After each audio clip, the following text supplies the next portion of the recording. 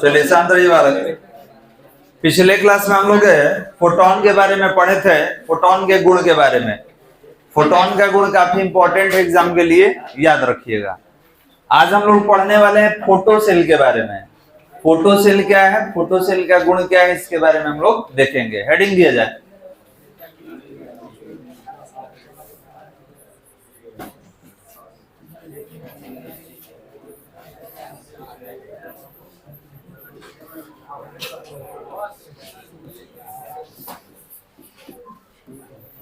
Heading देंगे photocell, या इसको प्रकाश सेल भी कहा जाता है, क्योंकि फोटो का मतलब होता है लाइट, प्रकाश। हेडिंग देंगे फोटोसेल या प्रकाश सेल, दोनों इसका नाम है।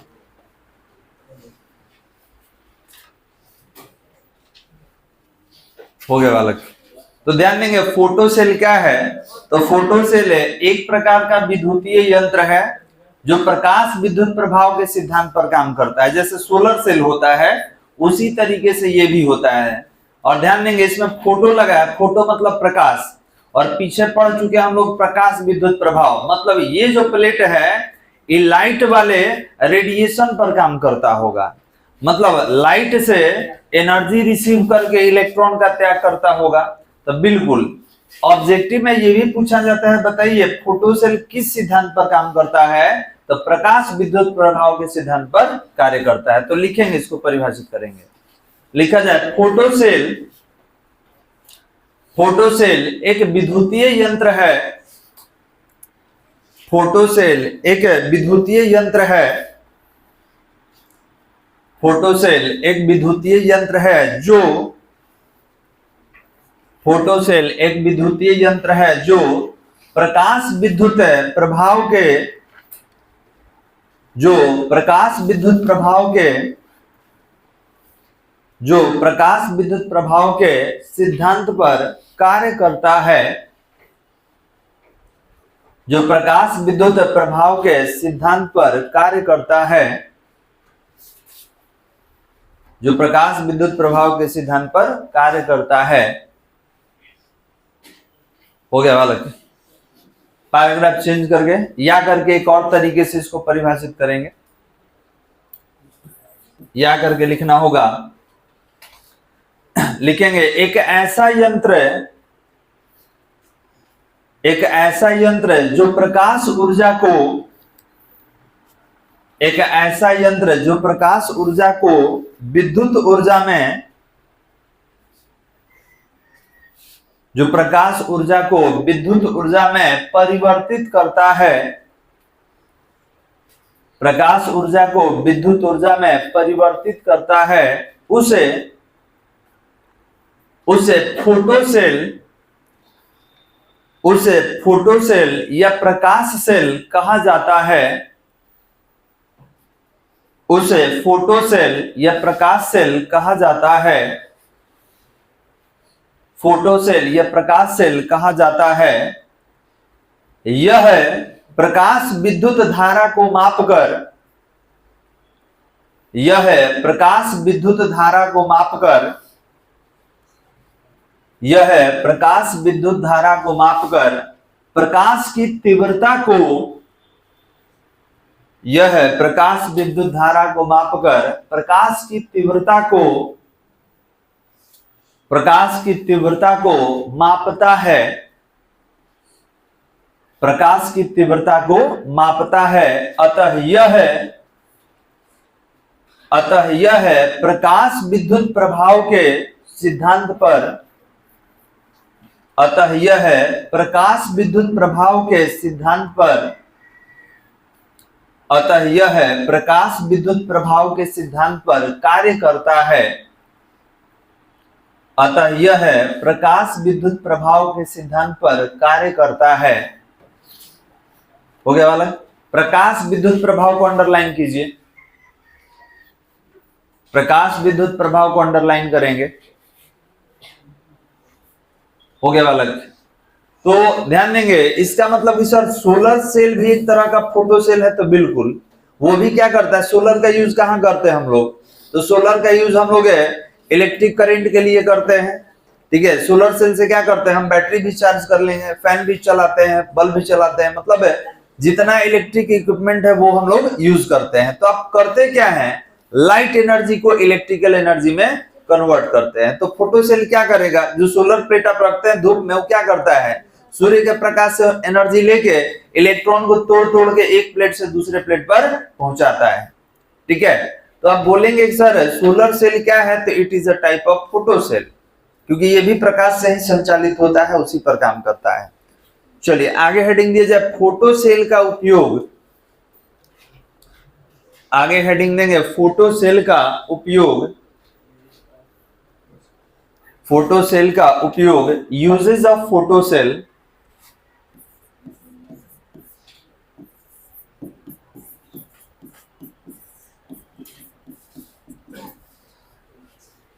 फोटो सेल का उपयोग, यूजेस ऑफ फोटो सेल। तो एक एक करके लिखा जाए। एक नंबर में लिखेंगे टेलीविजन, कंप्यूटर, टेलीविजन, कंप्यूटर इत्यादि में, टेलीविजन, कंप्यूटर इत्यादि में, इत्यादि में विद्युतीय यंत्रों को, इत्यादि में विद्युतीय यंत्रों को, विद्युतीय यंत्रों को नियंत्रित करने में, विद्युतीय यंत्रों को नियंत्रित करने में, विद्युतीय यंत्रों को नियंत्रित करने में फोटो सेल का उपयोग, विद्युतीय यंत्रों को नियंत्रित करने में फोटो सेल का उपयोग किया जाता है, फोटो सेल का उपयोग किया जाता है, फोटो सेल का उपयोग किया जाता है। 2 नंबर पॉइंट में लिखा जाए, 2 नंबर पॉइंट में लिखेंगे मौसम विज्ञान में, मौसम विज्ञान में दिन के प्रकाश को, मौसम विज्ञान में दिन के प्रकाश को, दिन के प्रकाश को अंकित करने में, दिन के प्रकाश को अंकित करने में, अंकित करने में फोटो सेल का उपयोग किया जाता है, फोटो सेल का उपयोग किया जाता है। हो गया बालक। अगले पॉइंट में 3 नंबर में लिखा जाए, इसका उपयोग अंतरिक्ष में, इसका उपयोग अंतरिक्ष में यात्रा करते समय, इसका उपयोग अंतरिक्ष में यात्रा करते समय, यात्रा करते समय सूर्य के प्रकाश से, यात्रा करते समय सूर्य के प्रकाश से, सूर्य के प्रकाश से विद्युत ऊर्जा प्राप्त करने के लिए, सूर्य के प्रकाश से विद्युत ऊर्जा प्राप्त करने के लिए, विद्युत ऊर्जा प्राप्त करने के लिए किया जाता है, विद्युत ऊर्जा प्राप्त करने के लिए किया जाता है। हो गया बालक। तो देखिए जो सैटेलाइट वगैरह जाता है या अंतरिक्ष यान जाता है, तब उस सबके पास एनर्जी का कोई सोर्स नहीं होता है, तब फोटो सेल है। अब मान लीजिए सैटेलाइट इतना दिन तक काम करते रहता है, तो सबको पावर कहाँ से मिलता होगा, तो सोलर पैनल लगाया रहता है। वो सोलर पैनल क्या करेगा, तो सूर्य के प्रकाश को इलेक्ट्रिक करंट में हमेशा कन्वर्ट करके सप्लाई देता है। और ऊपर बिजली थोड़े आप ले जाइएगा, ऊपर तो ऑटोमेटिक बिजली है जी। सोलर प्लेट लगा दीजिए, वो क्या करेगा, तो सनलाइट को इलेक्ट्रिक एनर्जी में कन्वर्ट करता रहेगा। तो कौन प्लेट है, तो फोटो सेल है। कितना हुआ, एक और लिखेंगे, लिखा जाए फोटो सेल का उपयोग है, फोटो सेल का उपयोग है घरों में, फोटो सेल का उपयोग घरों में सुरक्षा घंटी के रूप में, घरों में सुरक्षा घंटी के रूप में, सुरक्षा घंटी के रूप में प्रयोग किया जाता है, सुरक्षा घंटी के रूप में प्रयोग किया जाता है। अब देखिए सुरक्षा घंटी जो आप कह रहे हैं ना, उसको सेफ्टी अलार्म कहा जाता है, सेफ्टी अलार्म होता है। ठीक है, बहुत जगह देखने के लिए मिल जाएगा। चलिए देखिए ये काम कैसे करता है, थोड़ा सा इसके बारे में बता दे रहे हैं। तो देखिए सेफ्टी अलार्म होता है, जैसे मान ली कि ये आपका घर का दरवाजा हो गया और हम यहाँ पे फोटो सेल लगा दिए हैं। तो फोटो सेल में, समझो बालक, फोटो सेल में हम दो डिवाइस यूज करते हैं, एक से रेडिएशन निकलता है और दूसरे के पास जाता है। तो ये रेडिएशन जाएगा तो आपको दिखेगा नहीं, दिखेगा। ठीक है, रिमोट वाला रेडिएशन आप खुले आंख से देख पाते हैं नहीं। हाँ, किसी यंत्र का यूज कीजिएगा जैसे मोबाइल के लेंस में तो देख पाइएगा, लेकिन खुले आंख से तो आप नहीं देख पाइएगा। तो हम क्या कर दिए कि एक फोटो डायोड यहाँ लगा दिए, एक फोटो डायोड यहाँ लगा दिए, और इसका रेडिएशन निकल के इसके साथ हमेशा टकरा रहा है। ठीक है, अब इसमें क्या होगा कि मान लिए कि कोई उधर से कोई आदमी आ रहा है या अवांछनीय तत्व आ रहा है, कोई भी हो सकता है। तो जब आएगा तो रास्ते में एक बार ई वेव को कट कर देगा। यहाँ पे अगर कोई चीज रहेगा तो वेव नहीं ना पार कर पाएगा, तो नहीं करेगा तो तुरंत ये अलार्म बजना चालू हो जाएगा, मालूम चल जाएगा कोई आया है रास्ते से। तब इसलिए वेव को कट कीजिएगा जब तक ई वेव इसके पास नहीं पहुंचेगा। तो इससे सेंसर जुड़ा रहता है, तुरंत वो बजना चालू हो जाएगा, तो मालूम चल जाएगा कोई रास्ता में है, कोई आ रहा है। तो इसको सेफ्टी अलार्म कहा जाता है। ठीक है, या आप मूवी वगैरह में देखे होंगे, दिया रहता है कि एक जगह हीरा रखा हुआ है और चोर उठा लेता है तो अलार्म बजने लगता है। तो इसमें होता क्या है कि जैसे ही चोर उठा लेगा हीरा को, ठीक है, यहां से उठा लेगा तो इसका रेडिएशन सीधे ऊपर वाले फोटो सेल से टकराता है। जब टकराएगा तो अलार्म इससे कनेक्टेड रहता है। जब ये रेडिएशन इससे टकराएगा तो अलार्म बजना चालू हो जाएगा। तो सबके दिमाग में ये बात आएगा कि यहाँ से कुछ हटा लिया गया है तब जाके टकराया है। नहीं तो कोई कोई मूवी में यो देखे कि इसके जगह दूसरा को रख देता है, एगो डुप्लीकेट वाला रख देगा। काहे रख देगा कि रेडिएशन जाके नहीं टकराए, क्योंकि टकराया तो अलार्म बजना चालू हो जाएगा। देखिएगा बहुत सारे मूवी में दिखाता है।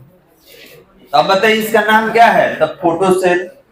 कैसे यूज कर रहे हैं? तो सेफ्टी अलार्म के रूप में यूज कर रहे हैं। तो यही तो होता है सेफ्टी अलार्म बालक। चलिए आगे हेडिंग दिया जाए। ये हो गया हमारा क्वेश्चन कैसे पूछा जाएगा, फोटो सेल क्या है, इसके उपयोग को लिखे। क्लियर है? तो फोटो 5 नंबर में रहेगा, 2 लाइन तार 5 नंबर में रही था लिखत। याद रखेंगे शॉर्ट टाइप क्वेश्चन है, रहेगा तो 2 नंबर में। या तो उपयोग पूछ दे, या तो फोटो सेल पूछ दे, या तो दोनों पूछ दे। क्लियर है? चलिए यूज से नहीं मालूम चल रहा है, 4 गो यूजे लिखे हैं, अगर 5 नंबर में रहेगा सर। चलिए आगे हेडिंग दिया जाए निरोधी विभव।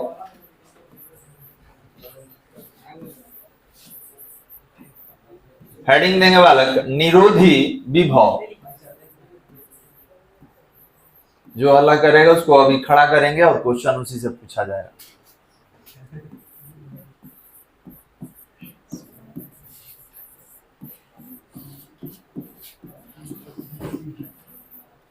निरोधी विभव, स्टॉपिंग पोटेंशियल, ये भी आपके एग्जाम में आया हुआ है लघुत्तरीय प्रश्न में। लघुत्तरीय प्रश्न में पूछा गया है कि निरोधी विभव से आप क्या समझते हैं, निरोधी विभव क्या है। अच्छा, एक ही क्वेश्चन को अलग अलग तरीके से पूछा जा सकता है, तो आंसर नहीं बदल जाएगा। अगर हम कहें कि निरोधी विभव क्या है या निरोधी विभव से आप क्या समझते हैं, तो 2 अलग अलग आंसर नहीं होगा, दोनों का एक ही आंसर है। क्वेश्चन पूछने का तरीका तो अलग अलग हो सकता है, लेकिन कंटेंट आंसर का वही रहेगा बालक। ये हो गया, हेडिंग दे दिए। चलिए यहाँ हेडिंग से समझ में आ रहा है कि सर यहाँ स्टॉपिंग लिखा हुआ है और यहाँ पोटेंशियल लिखा हुआ है। तो हम लोग पोटेंशियल पढ़े थे बहुत पहले, याद होगा आपको, विभव के बारे में पढ़े थे कि हम किसी को धनावेशित करते हैं, किसी को ऋणावेशित करते हैं। ठीक है, ये धनावेशित भी होता है, ऋणावेशित भी होता है। लेकिन यहाँ पर हम देख रहे हैं कि स्टॉपिंग लिख रहा है, लग रहा है कुछ रोकने वाला बात हो रहा है, तो बिल्कुल रोकने वाला ही बात है। चलिए तो ये कहाँ यूज होता है, पहले डायग्राम के माध्यम से समझ लीजिए, उसके बाद आपको 2 परिभाषा इसका हम लिखवाएंगे। तो ध्यान देंगे, आपको एक एक्सपेरिमेंट बताया गया है प्रकाश विद्युत प्रभाव का प्रायोगिक व्यवस्था। Experimental arrangement of photo electric effect, याद है उसमें एक डायग्राम था। डायग्राम क्या था तो देख लीजिए। डायग्राम था कि एगो निर्वातित कांच का ट्यूब लिया गया था, ठीक है, और इसमें दो गो प्लेट लिए थे, एक उत्सर्जक प्लेट था, एक संग्राहक प्लेट था, एक एनोड था, एक कैथोड था बालक, और इसको बैटरी से जोड़ा गया था। अब बहुत आदमी कह रहे हैं सर बैटरी से जोड़े हैं लाइन देने के लिए, ठीक है, तो अब बताइए बैटरी से लाइन देने के लिए जोड़े हैं। बैटरी से लाइन कब दिलाता? जब ये गैप नहीं रहता, तो ये गैप ना हो गया, गैप में करंट थोड़े दौड़ेगा। तो याद रखिएगा बैटरी हम लगाए हैं चार्ज करने के लिए। अब मान लीजिए कि यहाँ पे इलेक्ट्रॉन टूट टूट के चलेगा, करंट बनेगा, तो एगो बल्ब लगा दीजिए, एगो बैटरी लगा दीजिए, टीवी लगा दीजिए, जो लगाना है इधर लगा दीजिए, सब यूज होगा, ठीक है। तो बैटरी लगाए हैं इसको चार्ज करने के लिए, और एमीटर क्यों लगाए हैं? मालूम चलने के लिए करंट बन रहा है कि नहीं बन रहा है। बन रहा है तो कितना बन रहा है, ज्यादा कि कम। कोई कहे गैल्वेनोमीटर लगा दें, कुछ लगा दीजिए जो आपके पास है। अब देखिए यहाँ पे आपको याद होगा एगो चैम्बर बनाए थे, हम बोले थे यहाँ का कांच बहुत पतला होता है और इसलिए पतला रखते हैं ताकि पूरा का पूरा प्रकाश इस प्लेट पर आ सके। इस तरीके से लाइट आया था प्रकाश के स्रोत से, और फिर हमने देखा था कि इलेक्ट्रॉन टूट टूट के सब आगे जा रहा था, इस प्लेट पे जा रहा था। ये उत्सर्जक था और ये संग्राहक था। इतना हम लोग पढ़ चुके हैं बालक पीछे। अब सवाल ये कि सर इतना में निरोधी विभव क्या है, ठीक है। तो ध्यान देंगे, हम क्या करेंगे कि इस संग्राहक प्लेट को हम ऋणावेशित कर देंगे, इसको ऋण विभव दिया जाएगा। तो आप कहिएगा कि एक तो इलेक्ट्रॉन चल रहा है और आप बोल रहे हैं कि इसको ऋण विभव दिया जाएगा, निगेटिव पोटेंशियल देंगे, इसको हम निगेटिव पोटेंशियल देंगे। किसको? उत्सर्जक को कि संग्राहक को? संग्राहक को। अब सवाल ये कि सर माइनस आप दे दीजिएगा, इसको अगर माइनस चार्ज दे दिया जाए और उधर से कौन आ रहा है? इलेक्ट्रॉन। इलेक्ट्रॉन के पास कौन सा चार्ज? माइनस। तो माइनस माइनस में क्या हो जाएगा? प्रतिकर्षण। अब ये क्या करेगा? इलेक्ट्रॉन का गति रोक देगा, इलेक्ट्रॉन का वेग धीरे कर देगा, क्योंकि आप पढ़ चुके हैं कि समान प्रकार के आवेश में प्रतिकर्षण होता है। तो जैसे ही इसको निगेटिव चार्ज कर दिए, उधर से इलेक्ट्रॉन जो आ रहा था उसका वेग हो गया अब कम। क्यों? देख रहा है कि सामने तो माइनस है, अब माइनस माइनस में क्या होता है? प्रतिकर्षण। तो जो इसका वेग था वो धीरे धीरे कम हो जाएगा बालक, और एक स्थिति ऐसा आएगा जो भी चलबे नहीं करेगा, आके सामने रुक जाएगा। अब बताइए कि यहां से तो इलेक्ट्रॉन लगातार टूट रहा है और टूट के आगे आ रहा है, लेकिन यहाँ पर सब इकट्ठा हो गया, अब यहां से आगे नहीं आ रहा है, एक बैरियर टाइप का हो जाता है। क्यों? क्योंकि ईवी माइनस माइनस माइनस में क्या होता है? प्रतिकर्षण। तो आप देखिएगा कि धीरे धीरे इलेक्ट्रॉन का स्पीड कम हो जाएगा, और एक समय ऐसा आएगा जब इलेक्ट्रॉन किसमें हो जाएगा? रेस्ट में, नहीं चलेगा। अब सवाल ये है कि सर ऐसा क्यों किया जा रहा है? तो हमने बोला कि हम चाहते हैं कि परिपथ में करंट थोड़ा सा कम हो जाए। अब इसमें प्रतिरोधक तो नहीं जोड़ दीजिएगा, अल्टरनेटिंग करंट तो है नहीं, और हम चाहते हैं कि इसका करंट कम कर दे। तो कम करंट करने का क्या उपाय है? तो हम इसको निगेटिव चार्ज दे देंगे, मतलब इसको ऋण विभव दे देंगे। तो जैसे ही ऋण विभव दीजिएगा तो माइनस वाले को क्या करेगा? इलेक्ट्रॉन को क्या करेगा? प्रतिकर्षित। तो इलेक्ट्रॉन का वेग हो जाएगा कम और इलेक्ट्रॉन हो जाएगा विराम अवस्था में, और जब तक इलेक्ट्रॉन चलता नहीं है तब तक करंट बनता नहीं है। तो याद रखेंगे इस स्थिति में इलेक्ट्रॉन धीरे धीरे रुक जाएगा, और रुक जाएगा तो आपका जो करंट पहले ज्यादा मिल रहा था धीरे धीरे घट घट के क्या हो जाएगा? शून्य। अचानक जीरो नहीं होता, ये भी ध्यान रखिएगा, ये धीरे धीरे होता है। तो अब सवाल ये कि सर इतना हम लोग पढ़ लिए, इसमें निरोधी विभव क्या है? तो जितना विभव आप इसको दिए हैं इलेक्ट्रॉन को रोकने के लिए, इलेक्ट्रॉन को मंदित करने के लिए, वही दिया गया विभव ही निरोधी विभव कहलाता है। हम जितना विभव प्लेट को देंगे इलेक्ट्रॉन का वेग कम करने के लिए, इलेक्ट्रॉन को रोकने के लिए, यही दिया गया विभव क्या कहलाता है? निरोधी विभव। कोई दिक्कत बालक? हम बोल दिए कि 10 वोल्ट का 10 वोल्ट इसको दिया गया है ऋण विभव, तो आप कहिएगा यही आपका निरोधी विभव हो गया। हम कह दिए 40 वोल्ट दिया गया है इसको रोकने के लिए, तो ये निरोधी विभव कितना हो जाएगा? 40 वोल्ट। जितना आप विभव देंगे संग्राहक प्लेट को रोकने के लिए वही विभव क्या कहलाएगा, निरोधी। अच्छा एक चीज और, ये जो विभव आप दीजिएगा तो ये धनावेशित होगा कि ऋण आवेशित, ऋण आवेशित। क्यों, इलेक्ट्रॉन के पास भी माइनस होता है, तो अगर माइनस वाले को रोकना है तो सामने क्या लेके खड़ा होना पड़ेगा, माइनस, क्योंकि माइनस माइनस में क्या होता है, प्रतिकर्षण। इलेक्ट्रॉन का वेग कम हो जाएगा, इलेक्ट्रॉन का वेग कम होगा तो करंट का वैल्यू भी क्या हो जाएगा, कम हो जाएगा। यही तो है, कोई दिक्कत समझने में? जल्दी लिखे तो इसको लिखेंगे, प्रकाश विद्युत प्रभाव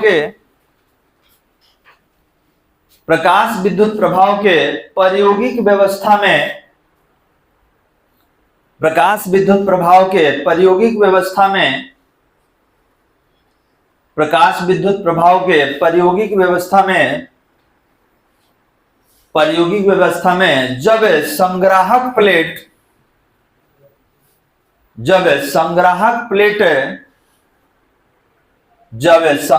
प्लेट पर उत्सर्जक प्लेट के सापेक्ष,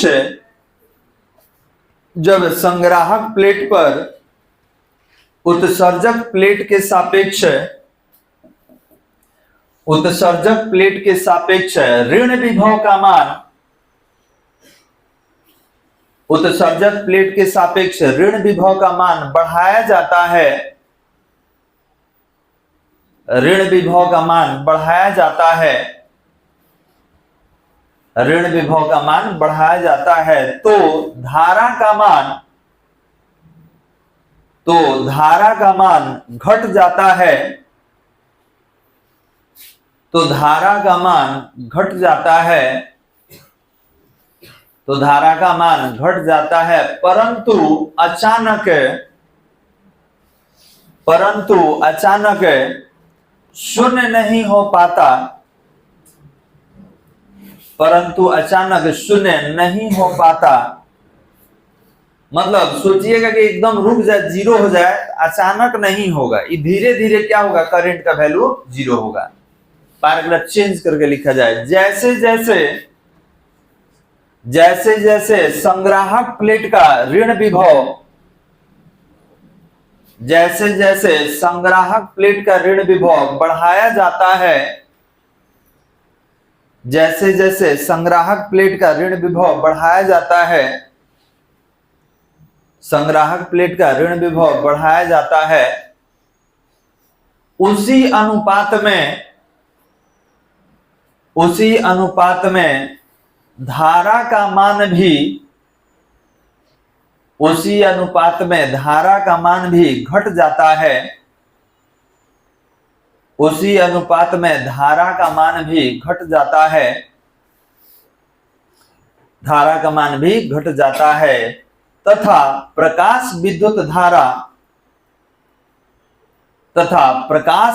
धारा का मान शून्य हो जाता है, तथा प्रकाश विद्युत धारा का मान शून्य हो जाता है, तथा प्रकाश विद्युत धारा का मान शून्य हो जाता है, शून्य हो जाता है। अतः संग्राहक प्लेट के इसी ऋण विभव को, अतः संग्राहक प्लेट के इसी ऋण विभव को निरोधी विभव कहा जाता है, संग्राहक प्लेट के इसी ऋण विभव को निरोधी विभव कहा जाता है, निरोधी विभव कहा जाता है, एवं इसे V0 द्वारा, सामने देखिए, एवं इसे V0 द्वारा सूचित किया जाता है, एवं इसे V0 द्वारा सूचित किया जाता है। कोई दिक्कत बालक? पैराग्राफ चेंज करके लिखेंगे, पैराग्राफ चेंज करके। तो ये एक परिभाषा हो गया। एक और तरीका है जिससे हम लोग लिख सकते हैं, या करके पैराग्राफ चेंज करके लिखा जाए। लिखेंगे न्यूनतम ऋणात्मक विभव, या करके पैराग्राफ चेंज कर लेना होगा। एक और तरीका से परिभाषा लिख रहे हैं, न्यूनतम ऋणात्मक विभव जिसे एनोड जिसे एनोड पर आपतित करने पर न्यूनतम ऋणात्मक विभव, जिसे एनोड पर आपतित करने पर, एनोड पर आपतित करने पर प्रकाश विद्युत धारा, एनोड पर आपतित करने पर प्रकाश विद्युत धारा का मान, एनोड पर आपतित करने पर प्रकाश विद्युत धारा का मान शून्य हो जाता है, प्रकाश विद्युत धारा का मान शून्य हो जाता है, प्रकाश विद्युत धारा का मान शून्य हो जाता है, उसे निरोधी विभव, उसे निरोधी विभव कहा जाता है, उसे निरोधी विभव कहा जाता है। हो गया बालक? चलिए पैराग्राफ चेंज करके लिखना होगा। निरोधी विभव की मदद से, निरोधी विभव की मदद से फोटो इलेक्ट्रॉन का, निरोधी विभव की मदद से फोटो इलेक्ट्रॉन का, निरोधी विभव की मदद से फोटो इलेक्ट्रॉन का महत्तम गतिज ऊर्जा, फोटो इलेक्ट्रॉन का महत्तम गतिज ऊर्जा, महत्तम गतिज ऊर्जा ज्ञात किया जा सकता है।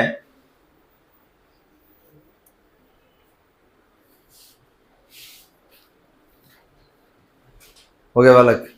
महत्तम गतिज ऊर्जा ज्ञात किया जा सकता है। अतः पैराग्राफ चेंज करके लिखेंगे। अतः फोटो इलेक्ट्रॉन का, अतः फोटो इलेक्ट्रॉन का महत्तम गतिज ऊर्जा, अतः फोटो इलेक्ट्रॉन का महत्तम गतिज ऊर्जा, फोटो इलेक्ट्रॉन का महत्तम गतिज ऊर्जा डैश दे दीजिए। तो हमको ये बताइए कि महत्तम गतिज ऊर्जा, गतिज ऊर्जा kinetic energy half M B square होता है, और किसके बराबर होगा? तो E इंटू वी नॉट। अब सवाल ये है सर यहाँ दूधू को भी दिख रहा है, तो याद रखेंगे ई वेग है, आई विभव है, दोनों अलग अलग है। तो लिख लीजिए, इसके नीचे दोनों के बारे में बोल देंगे हम। लिखे तो बालक?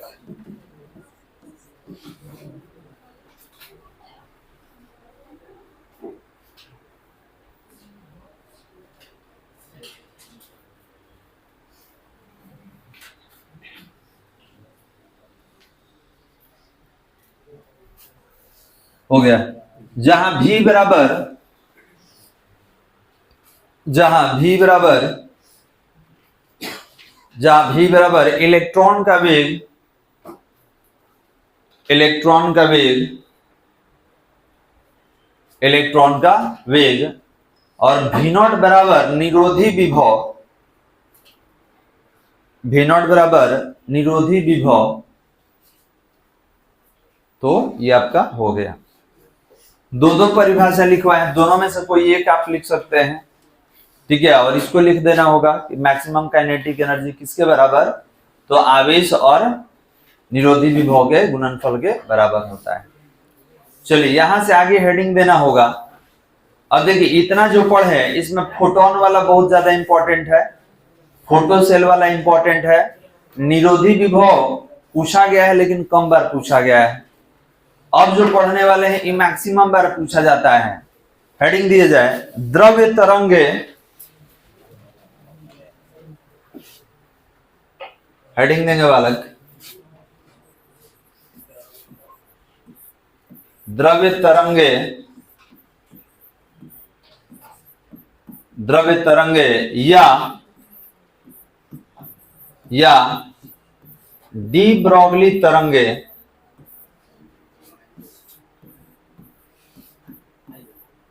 द्रव्य तरंगे या डी ब्रॉगली तरंगे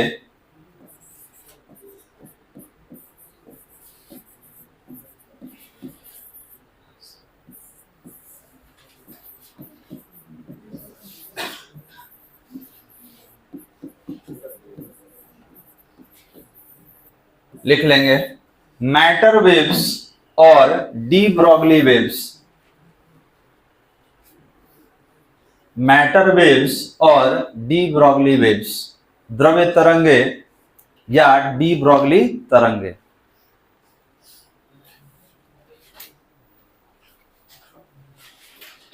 हो गया बालक, चलिए समझते हैं।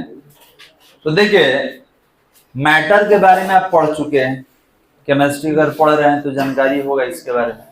अब देखिए, इसको हम लोग द्रव्य कहते हैं। तो द्रव्य कहने पर पानी वाला मत समझ जाइएगा, उसको द्रव कहा जाता है। वह तक रहेगा तो लिक्विड होगा, ठीक है, ऐसे लिखा जाता है। ये आपका लिक्विड हो गया, लेकिन जहां यह आ जाएगा तो ये पदार्थ हो जाएगा, याद रखिएगा।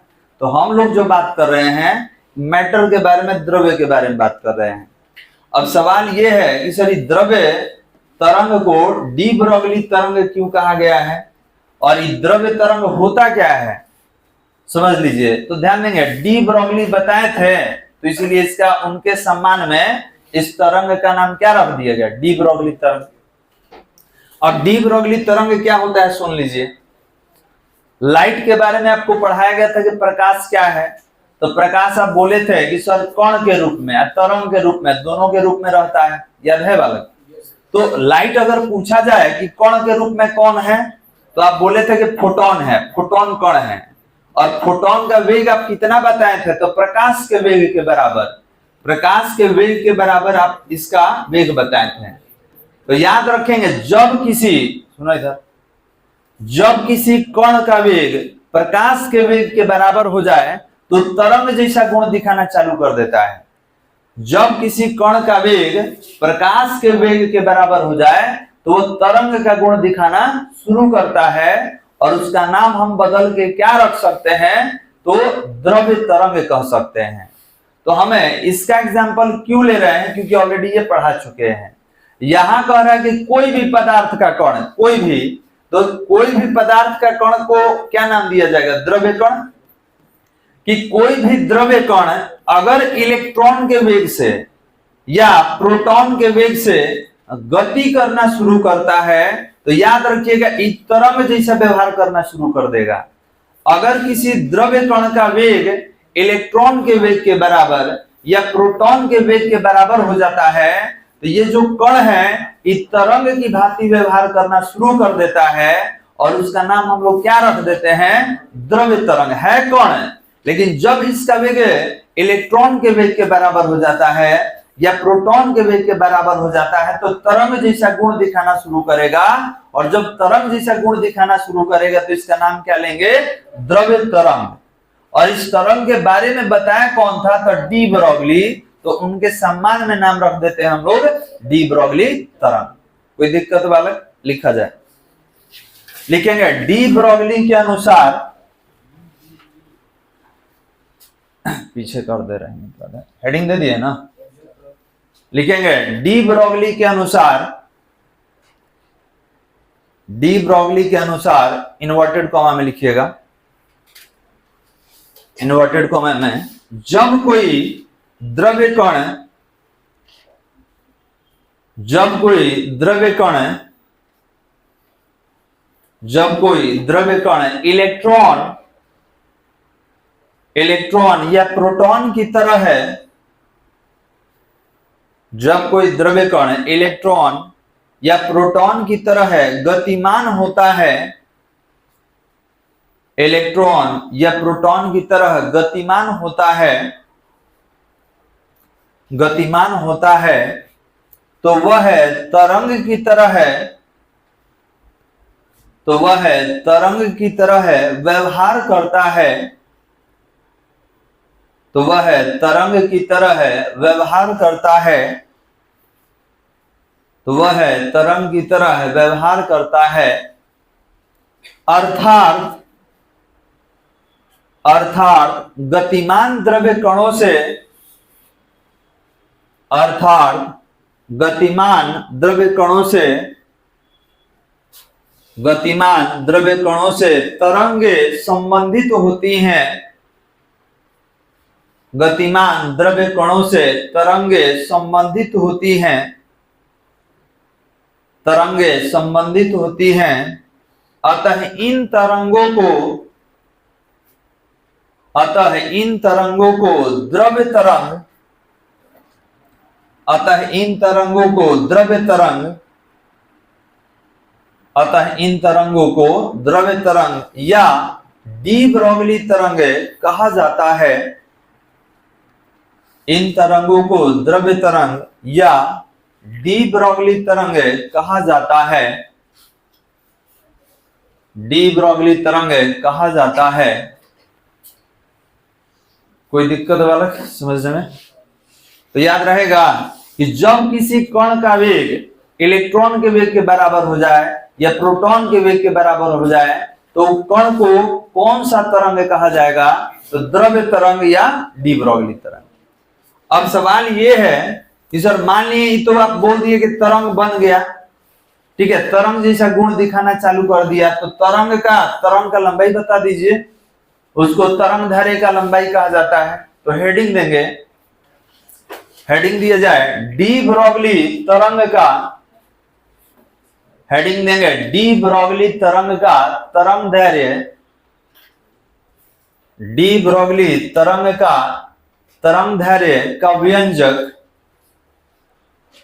डी ब्रोगली तरंग का तरंग दैर्घ्य का व्यंजक, तरंग दैर्घ्य का व्यंजक निकालना है। इसके बारे में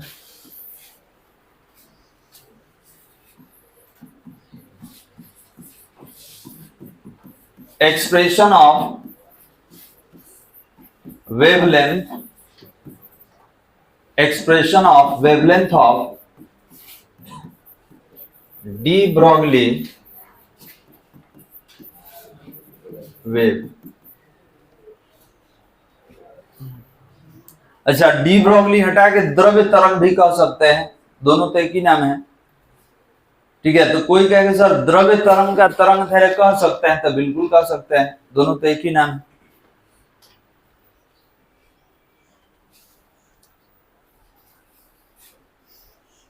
हो गया बालक, लिखिए तो लैंग्वेज लिखना होगा। माना कि प्रकाश तरंग की आवृत्ति, माना कि प्रकाश तरंग की आवृत्ति न्यू है,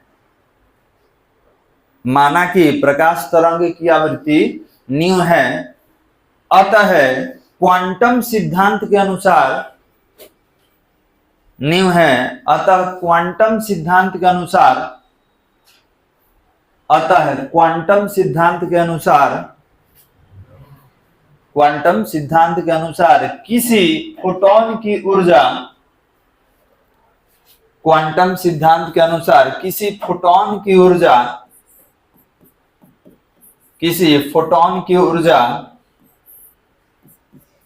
देखिए तो बालक यही होता है ना जी, किसी फोटॉन की ऊर्जा कितना? तो E equal to H nu, समीकरण नंबर 1।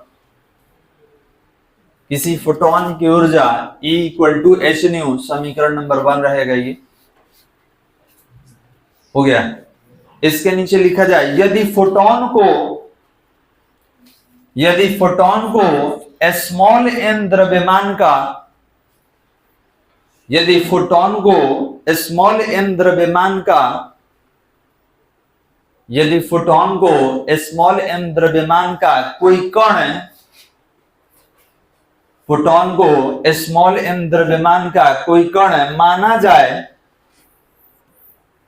स्मॉल n द्रव्यमान का कोई कण माना जाए तो आइंस्टीन के द्रव्यमान ऊर्जा संबंध से, तो आइंस्टीन के द्रव्यमान ऊर्जा संबंध से, तो आइंस्टीन के द्रव्यमान ऊर्जा संबंध से फोटॉन की ऊर्जा, आइंस्टीन के द्रव्यमान ऊर्जा संबंध से फोटॉन की ऊर्जा। चलिए तो ध्यान देंगे, ये भी हम लोग जानते हैं E इक्वल टू कितना होता है? mc²। सुने ना बालक, E इक्वल टू mc²। इसमें ये ऊर्जा कहलाता है, ये द्रव्यमान कहलाता है। चलिए लिख लेंगे इसको समीकरण 2 में। अब हमको ये बताइए कि दोनों का LHS एक जैसा दिख रहा है, तो RHS बराबर कर दिया जाए। लिखेंगे समीकरण 1 तथा 2 से, समीकरण 1 तथा 2 से, समीकरण 1 तथा 2 से, तो देखा जाए एक है mc स्क्वायर और एक कितना है h न्यू है, ये है ना वाला। अब ये बताइए कि न्यू इक्वल टू क्या पढ़े हैं, आवृत्ति कितना होता है, तो c अपॉन लेमडा, याद है अभी पीछे आया था, पढ़े थे हम लोग इसके बारे में। तो यहां पर रहा mc square equal to h और c अपॉन लेमडा, तो c से c कैंसिल, तो एक c बच जाएगा, तो ये हो गया mc equal to h upon lambda. अब बताइए इसमें तरंग का लंबाई कौन है, लेमडा है, मतलब यही हमको निकालना है। लेमडा लेके ऊपर आइए, तो lambda equal to h upon mc, lambda equal to कितना हो गया h अपॉन mc हो गया। चलिए अब देखिए यहां पर हम लोग जानते हैं कि सर संवेग जो होता है द्रव्यमान गुणे वेग होता है, तो हमको ही बताइए c का नाम क्या है, प्रकाश का वेग, वो किसी का वेग हो, वेग तो है, तो क्या यहाँ पर mc को p में बदल सकते हैं, इस संवेग होता है, जो नहीं पढ़े होंगे 11th वगैरह में तो ध्यान देंगे, संवेग होता है, संवेग p होता है, p बराबर m इंटू v, और यहाँ v नहीं रह के c है और c भी प्रकाश का वेग ही है। तो बताइए क्या लिखा जा सकता है कि lambda equal to h upon p, हम इन दोनों को हटा के p लिख दिए, यही आपका डी ब्रोगली तरंग का, तरंग धैर्य का व्यंजक है। हम इसको समीकरण देंगे 1, इसको भी दे सकते हैं, ध्यान देंगे ये दोनों अलग अलग नहीं है, या तो आप इसको लिखिएगा या तो इसको, क्योंकि p भी हटेगा तो यही दोनों आएगा, तो इसी को हम फाइनल समीकरण 1 दे देंगे। लिख लीजिए यहां से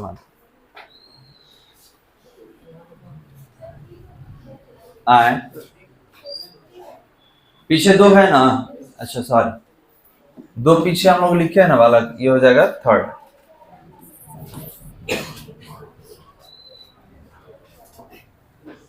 यही अभी आपके एग्जाम में आया था, यही निकालने के लिए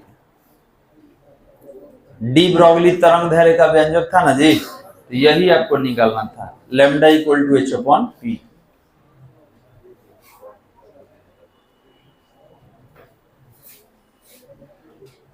lambda equal to h upon p, कोई mc तक भी छोड़ेंगे तो गलत नहीं है, वो भी सही है, लेकिन इस संवेग के साथ संबंध भी हम लोग दिखा दिए इसको। हो गया, लिखेंगे समीकरण 3, समीकरण 3, समीकरण 3 डी ब्रोगली तरंग के लिए, समीकरण 3 डी ब्रोगली तरंग के लिए, डी ब्रोगली तरंग के लिए तरंग धैर्य का आवश्यक व्यंजक है, डी ब्रोगली तरंग के लिए तरंग धैर्य का आवश्यक व्यंजक है। कोई दिक्कत वाला यहां तक समझ में आया? चलो बंद कर दो वाला, और बाकी लोग अपने जगह पर ही रहेंगे, कुछ सूचना है, सूचना सुन लीजिए।